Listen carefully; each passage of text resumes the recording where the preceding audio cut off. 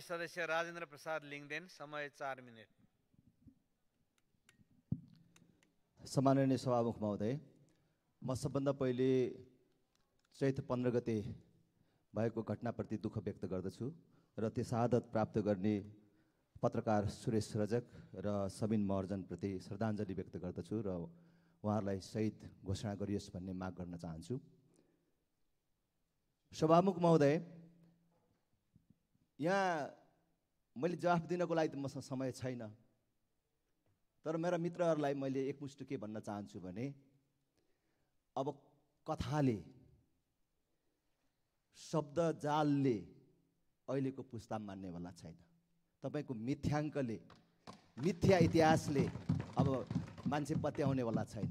अहिलेको चाहिँ डिजिटल युग, अहिलेको सूचना प्रविधिको विकास, त्यसबाट युवा राम्रोसँग परिचित छ।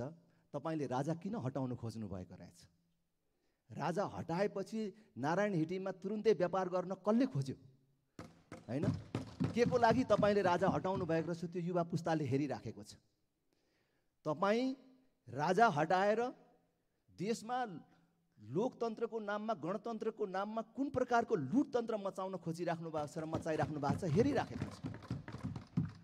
तपाईको त्यो कृति कुराले अब यो पुस्ता मान्दैन, युवा पुस्ता मान्दैन, म भन्दाको पछिल्लो पुस्ता अब मान्दैन। तपाईले जतिसुकै भन्नुहोस्, हिजो अस्ति आजभन्दा 8 वर्ष अगाडि देशको राष्ट्रिय ऋण 6 खरबमा थियो, आज 27 खरब पुग्यो। हामी हाम्रो जीवनकै र हाम्रो युगकै सबभन्दा बेसी कर तिरिराखेका छौँ यो दशक, र त्यसमध्ये कति विकासमा गयो त्यो पैसा र कति तपाईको पेट भर्नमा गयो भन्ने कुरा जनताले हेरिराखेको छ। तपाईले गणतन्त्रको नाममा आकाशमा उडाउन नमिल्ने प्लेन किनेर खानुभएको कमिसन, तपाईले प्लेन बसाउन नमिल्ने एयरपोर्ट बनाएको कुरा राम्ररी हेरेको छ। त्यसकारण तपाईले जतिसुकै शब्दको आवरण दिए पनि अब नेपाली जनता र युवा पुस्ता मान्नेवाला छैन। तपाईले नेपाली युवालाई भुटानी शरणार्थी बनाएर बेचेर आफ्नो व्यापार चलाउन खोजेको कुरा हेरिराखेको छ। तपाईले जबसम्म आफ्नो व्यवहारमा सुधार गर्नुहुन्न नि, तपाईको गणतन्त्रको विरोध चलिराख्छ मात्र होइन, जनताले उल्टाउँछन्। तपाई इतिहासको कुरा गर्नुहुन्छ, इतिहास पढ्नु भएको छैन? बेलायतमा राजा निरङ्कुश भए भनेरै चार्ल्स प्रथमलाई काटेरै मारियो नि, फाँसीमै चढाइयो नि। तर गणतन्त्रवादीहरूको, तपाईहरूको अहिलेको जस्तै व्यवहार त्यहाँ भएपछि जनताले 12 वर्ष नपुग्दै 11 वर्षभित्रैमै विदेशमा बसेको राजाको छोरालाई खोजेर ल्याएर चार्ल्स द्वितीयलाई राजगद्दीमा बसाए।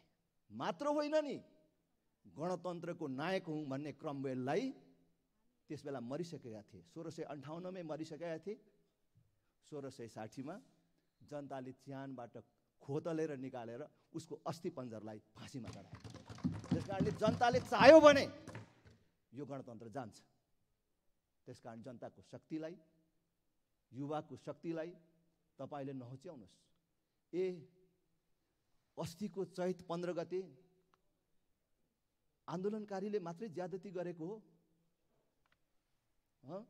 त्यो नियन्त्रण गर्ने जिम्मा सरकारको होइन?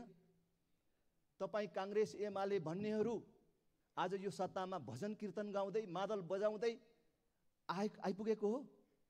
तपाईहरु तोडफोड नगरी आएको हो? मान्छे नमारी आएको हो? मान्य सदस्य, यहाँको निर्धारित समय सकिएको छ। त्यसकारणले मैले भन्छु कि त्यो सबिन महर्जनलाई हिँडिराखेको बेला गोली किन हानियो? छतमाथि बसेर मञ्चमा किन म्याद सकिएको अश्रु ग्यास बर्साइयो? किन माथिबाट गोली हानियो? त्यसको जवाफ चाहिन्छ। र मसँग समय छैन, म अनुशासनपूर्वक आफ्नो समयमा आफ्नो कुरा टुङ्ग्याउँछु। म त्यस विषयमा सरकारको र सबै विश्व समुदायको, मानव अधिकार जगतको म ध्यान आकर्षण गर्न चाहन्छु कि न्यायिक छानबिन आयोग गठन होस् र दोषीहरूलाई कारवाही होस्। धेरै धेरै धन्यवाद।